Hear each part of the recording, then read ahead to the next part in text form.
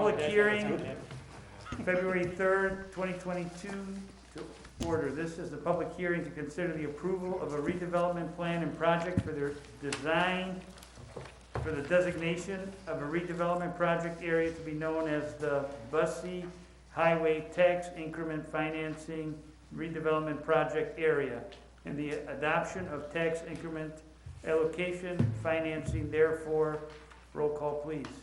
Alderman Ames. Yes. Alderman Catalano. Here. Alderman Currielli. Here. Alderman Jacob. Here. Alderman Messina. Here. Alderman Sorrentino. Alderman Sismarski. Here. Alderman Woods. Here. Mayor, please. Here. We begin tonight with a public hearing for the city's redevelopment plan for the Bussey Highway TIF. Mr. Wilson, would you please provide a summary of the Bussey Highway TIF? Yes, thank you, Mr. Mayor. I will apologize in advance. This is a little more in-depth than some of the other public hearings that I normally do, so I'll apologize in advance. Apology accepted.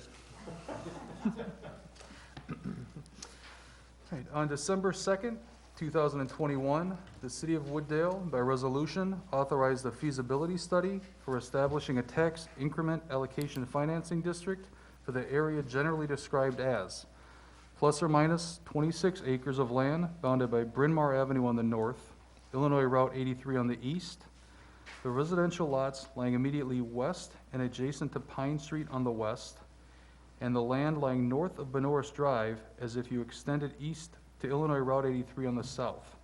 All the property is unincorporated territory eligible to be annexed into the City of Wooddale, DuPage County, Illinois.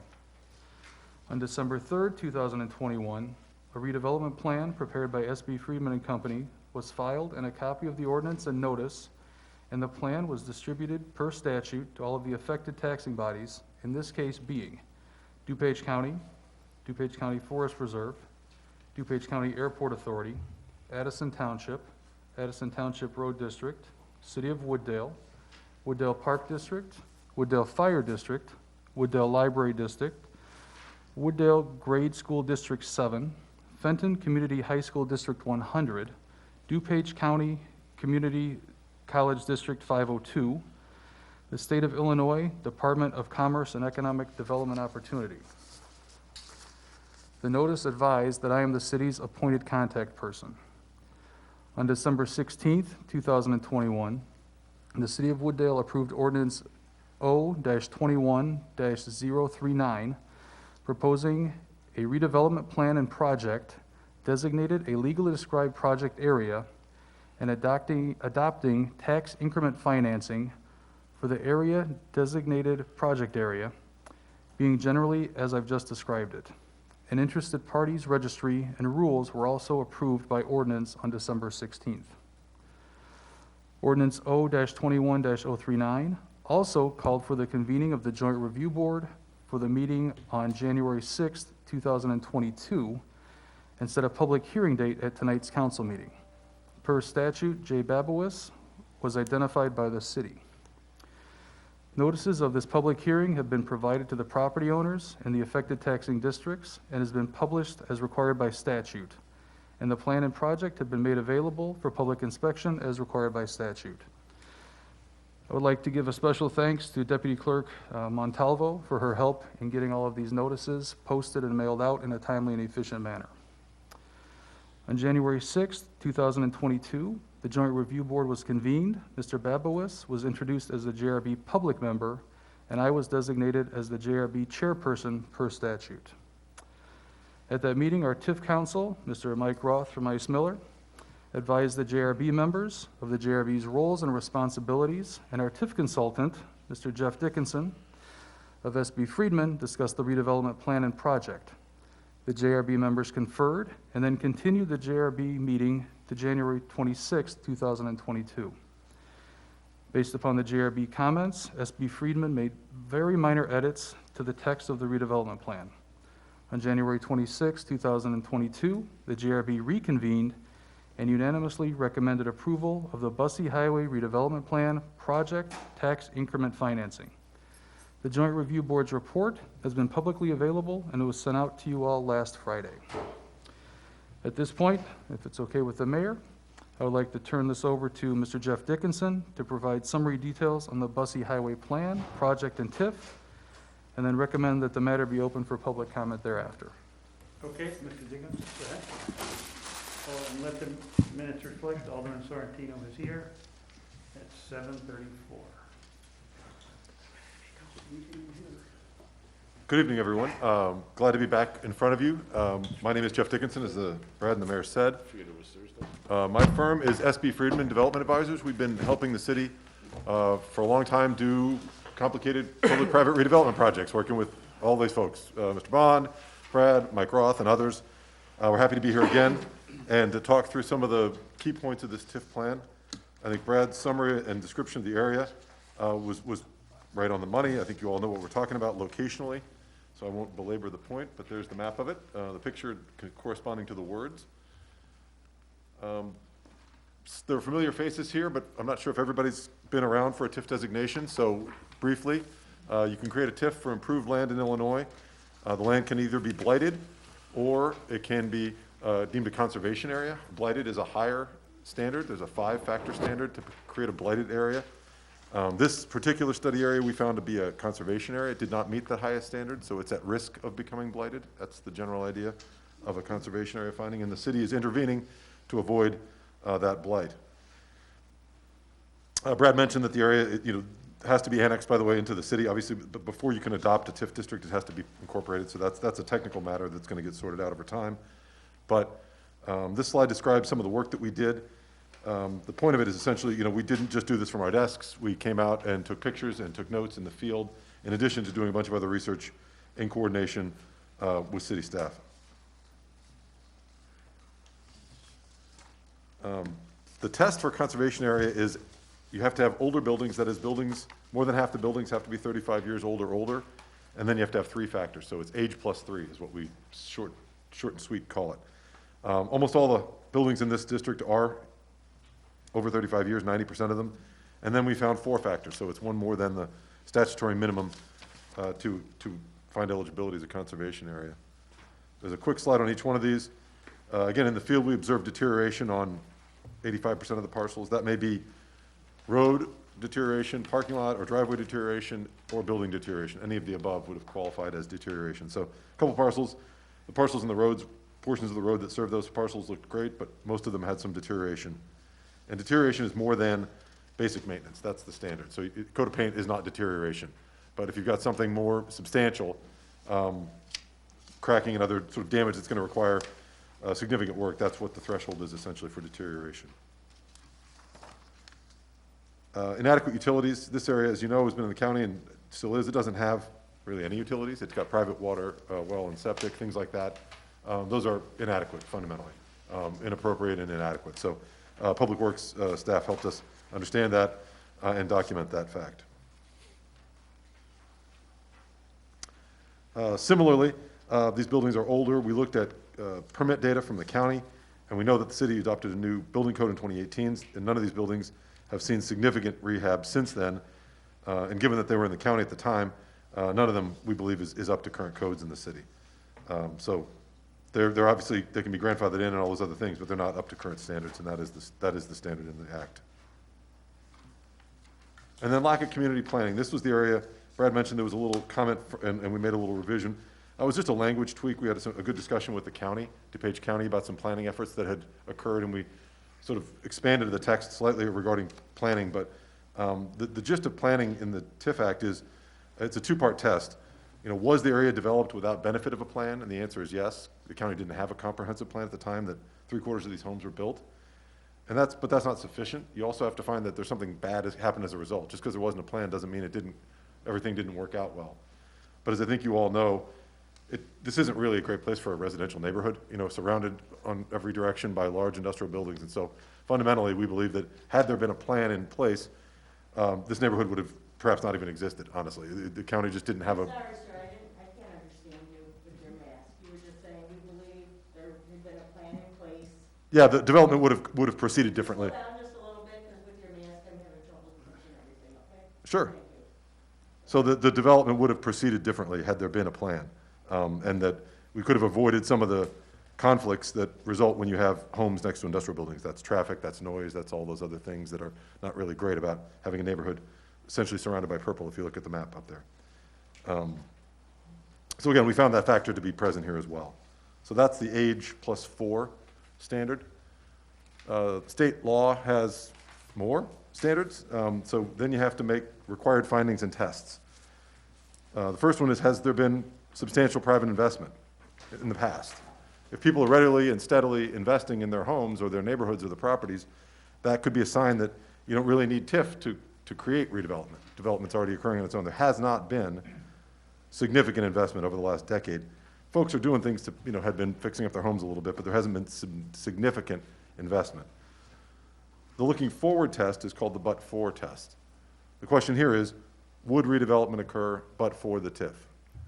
In this case, that's a little more complicated. You may recall an inducement resolution. You all passed an inducement resolution in the fall. There has been a developer discussing this property, but they have also told us that they need or may need public assistance in order for that project to go forward. And so when you all passed an inducement resolution, that essentially said, look, that is a specific project that's being contemplated. There obviously been in discussions with the Park District and others, but we need to have this TIF in place in order to make that project go forward. So that's how the but-for test is satisfied here, that there was essentially an inducement resolution prior to the acquisition of the property by the current owner. The parcels have to be contiguous, which they are. The future land use has to conform to the city's comprehensive plan.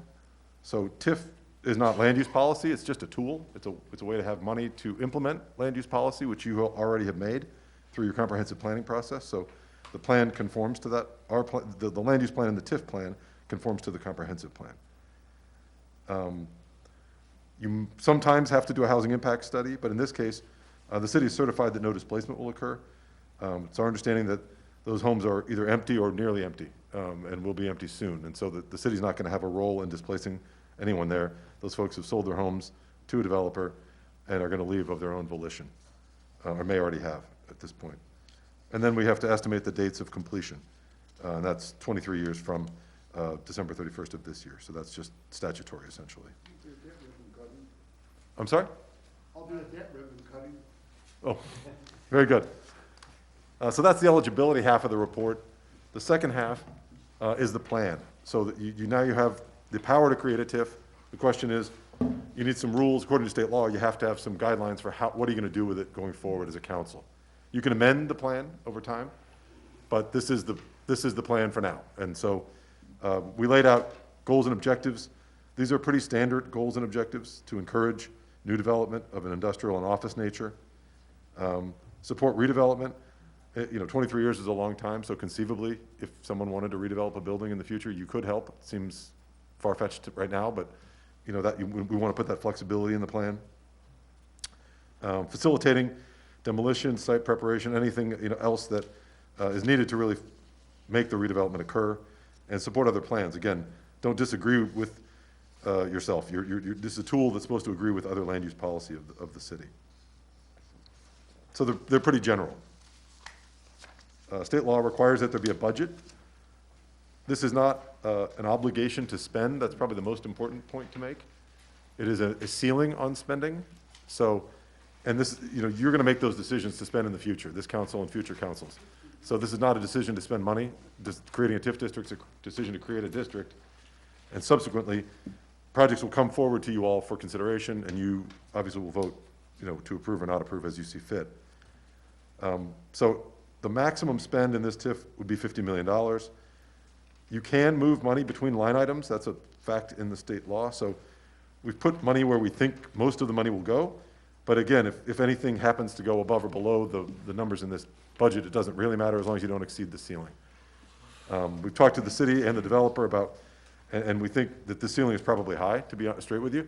But the other point about it is you don't have to spend anything. The city council gets to decide, and as long as you have the authority to do it, you can do it. So we tend to put the ceiling up a little high, just because it gives flexibility. Finally, as I said, there's a future, is it finally maybe one more? No, there is a future land use map required. This map doesn't try to decide what's gonna go here, really. It says it could be industrial, it could be office, and it could be parks and open space. I think the most important thing it says it can't be is housing. So you could not use this TIF money to support housing. I don't think that's your intention. I don't think that makes a lot of sense. But that is a constraint that exists because of the way the plan is written. And again, I don't think it's a problem, it just is a fact. So again, flexibility. If someone wants to put a commercial project on the street frontage on Bussey, that would be fine. If they want to put it at the back, that would be surprising, but also would at least be consistent with the TIF plan. And so you could make a decision to approve or not approve, but the TIF wouldn't make it hard, essentially. So in terms of the process, Brad laid out where we've been. This is the public hearing, and the 3 ordinances could come for consideration in no fewer than 14 days to you. So the next council meeting, you could conceivably act to create the TIF. That's it. Thank you. Thank you. Is anyone interested in addressing the city council regarding the proposed bond issue may do so at this time. Please approach the podium, state your name and address, and be sworn in for the record.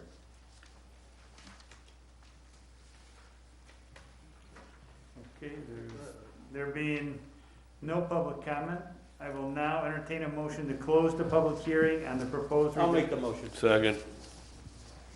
We have a motion and a second. Roll call, please. Alderman Ames. Yes. Alderman Catalano. Yes. Alderman Currielli. Yes. Alderman Jacob. Yes. Alderman Messina. Yes. Alderman Sorrentino. Yes. Alderman Sismarski. Yes. Alderman Woods. Yes. And that passes. The public hearing is hereby adjourned. Thank you, Mr. Jacobson.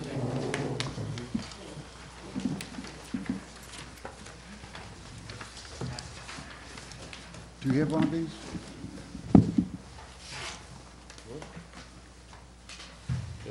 Yes, yes. She's got one, thank God, okay. Man, stick for decaf, dude. Okay. I'd like to call the city council meeting to order. Roll call, please. What's your hands? Alderman Ames. Here. Alderman Catalano. Here. Alderman Currielli. Here. Alderman Jacob. Here. Alderman Messina. Here. Alderman Sorrentino. Here. Alderman Sismarski. Here. Alderman Woods. Here. Mayor, please. Here, declare quorum present. Please stand and join the Pledge of Allegiance. Okay. I pledge allegiance to the flag of the United States of America and to the republic for which it stands, one nation, under God, indivisible, with liberty and justice for all. Put it on, pull it while. Never. Watch me back. All right, first off, I need approval of the minutes of January 20, 2022, regular city council meeting minutes. I'll make a motion to approve the Second. minutes. We have a motion, a second. Any comments, corrections, questions? All in favor? Aye. Opposed? That passes. Do any citizens wish to be heard on matters not listed on the agenda? Okay, I have no written communique. Mayor's report, I have one item. I'd like to congratulate on behalf of the entire city council and staff, the Wooddale Junior High STEM team, victorious for the second year in a row. For the future Chicago Regionals competition, Wooddale's team will compete against 40 other national teams for $5,000 to fund the winning school's STEM program. Congratulations to those kids. Next, Mr. Murmas, City Manager's report. One report this evening, and it's an important one for those residents at home interested in municipal budgeting. The meeting will be on February 24th, and it will be a very interesting meeting, one of my favorite meetings of the year.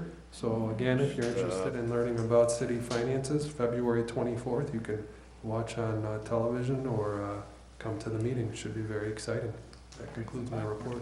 Invite Illinois Congress. Okay, thank you, Mr. Murmas. Good night, sir. Good night, Kathy. Safe. Send out an invitation to Next, Congress. we have 2 items on the consent agenda. If no objections, I'll entertain a motion. Make a motion to approve. Motion and a second. There was no objections, correct? No. Roll call, please. Alderman Woods, Yes. Alderman Sismarski, Yes. Alderman Sorrentino, Yes. Alderman Messina, Yes. Alderman Jacob, Yes. Alderman Currielli, Yes. Alderman Catalano, Yes. and Alderman Ames. Yes. And that passes. Next, I'll entertain a motion to approve the two items. Number one, approval of the replacement of Police Department Vehicle number 401 in an amount not to exceed $34,963 from Curry Motors as part of the Northwest Municipal Conference Suburban Purchasing Cooperative. Item number two, an ordinance amending the City of Wooddale Traffic Code Ordinance, Chapter 15, Article 13, Section 15.1303 of the City Code regarding stopping, standing, or parking prohibited in specific places. Do I have a motion? I'll make that motion. Second. I have a motion and a second. Roll call, please. Alderman Woods, Yes. Alderman Sismarski, Yes. Alderman Sorrentino, Yes. Alderman Messina, Yes. Alderman Jacob, Yes. Alderman Currielli, Yes. Alderman Catalano, Yes. Alderman Ames. Yes. And that passes. Next, committee chairman reports. Alderman Woods, planning and zoning. No report, Mayor. Thank you. Next, public health and safety, Alderman Sismarski. No report, Mayor. Thank you. Next item, public works, Alderman Messina. 3 reports, Mayor. Go ahead. First, a resolution approving an agreement between the City of Wooddale and Engineering Resource Associates, Inc. for professional service for stormwater improvements in an amount not to exceed $45,500. That would be my motion. Second. We have a motion, we have a second. Any questions? Roll call. Alderman Woods, No. Alderman Sismarski, Yes. Alderman Sorrentino, Yes. Alderman Messina, Yes. Alderman Jacob, Yes. Alderman Currielli, No. Alderman Catalano, Yes. Alderman Ames. Yes. And that passes. Next, a resolution approving the 2018 local limits evaluation for the City of Wooddale Industrial Pre-Treatment Program. Is that your motion? That would be my motion. Second. We have a motion and we have a second. Any questions? Roll call. Alderman Woods, Yes. Alderman Sismarski, Yes. Alderman Sorrentino, Yes. Alderman Messina. Yep. Alderman Jacob, Yes. Alderman Currielli, Yes. Alderman Catalano, Yes. Alderman Ames. Yes. And that passes. Finally, an approval of final payment to Village of Itasca for George Street resurfacing project in the amount of $213,307.98, and that would be my motion. Second. We have a motion, we have a second. Any questions on this? Roll call. Alderman Woods, Yes. Alderman Sismarski, Yes. Alderman Sorrentino, Yes. Alderman Messina, Yes. Alderman Jacob, Yes. Alderman Currielli, Yes. Alderman Catalano, Yes. Alderman Ames. Yes. And that passes. And that concludes my report, Mayor. Thank you. Finance and Administration, Alderman Catalano. No report, Mayor. Okay. Nothing under other business this evening. Approval of list of bills for February 3rd, Alderman Catalano. Yes, I'd like to entertain a motion to approve the list of bills of February 3rd, 2022 for $1,364,074.23. I'll make that motion. Second. Okay. Alderman Currielli and Alderman Ames. Any questions? Roll call. Alderman Woods, Yes. Alderman Sismarski, Yes. Alderman Sorrentino, Yes.